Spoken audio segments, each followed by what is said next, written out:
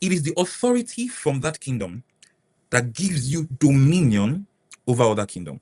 Let me use another example. There are certain passports that does not have dominion. There are some passports that have part dominion, and there are some passports that have near full dominion. What that means, what does dominion mean in this context? It means that you're seeking to move to a country, you're seeking to go to a country. All of those inhibitions that I mentioned at the beginning, that passport, any passport that gives you access without needing to partake in any of those things, is one that has dominion. So, if you have a Nigerian passport, for example, there are certain countries you cannot go. You cannot just wake up one day and say, I'm going to this country, because you do not have dominion. Okay? Now, there are certain passports that you can wake up any day and decide you want to go to a country, and you would have access to the country. You would not have a need for visa and all of those other shenanigans. That is dominion. Now, equate that to the kingdom of God. That gives you the understanding that it does not take away the fact that there is the human kingdom and there are spiritual kingdoms around and across the world that exercise their authority to certain levels. Okay?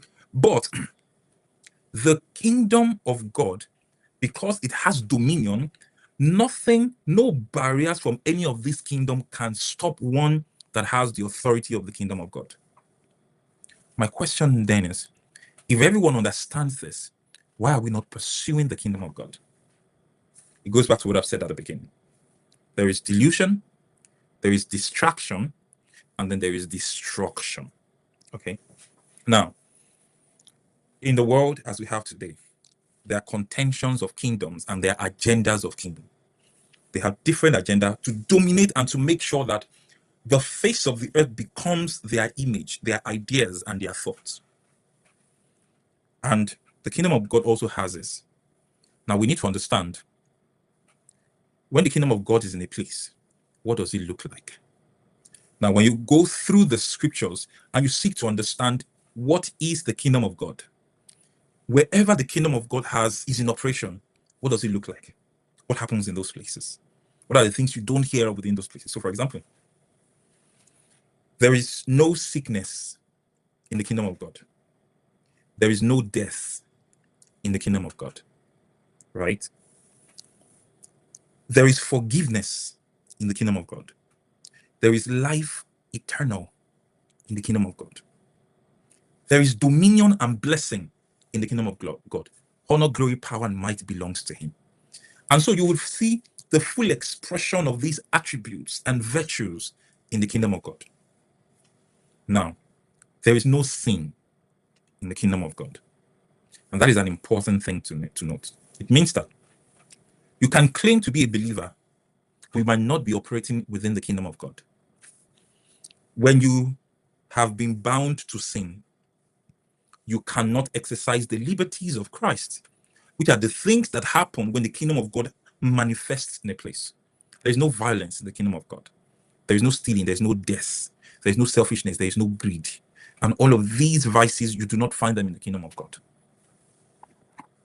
But what we have today, when you look around, you would see chaos, darkness, gloom, formlessness, wickedness, sin, death, sicknesses, diseases, plagues, and all manner of ungodliness. That is what happens when a people do not give full expression of the kingdom of God. What does that mean? It also shows that there is a lack of kingdom functionaries, kingdom ambassadors, or kingdom representatives within that place. Now, there might be people who talk about the kingdom. There might be people who have heard about the kingdom, but they have not partaken of the kingdom to become ambassadors and to live their lives as one doing such. And that is one of the problems we're having. And that is one of the challenges we currently have in this world.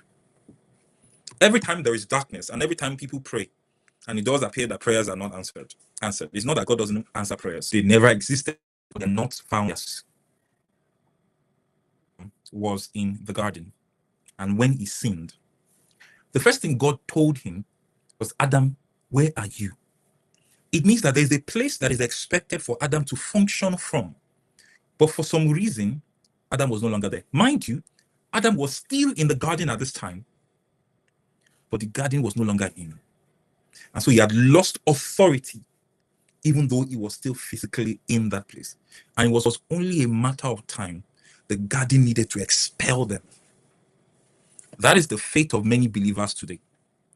They cram the Bible, they talk about the Bible, they preach, they seemingly do works of miracles, but they are not functionaries of the kingdom. They are not coming with the kingdom. And so that is one of the things that is lacking today.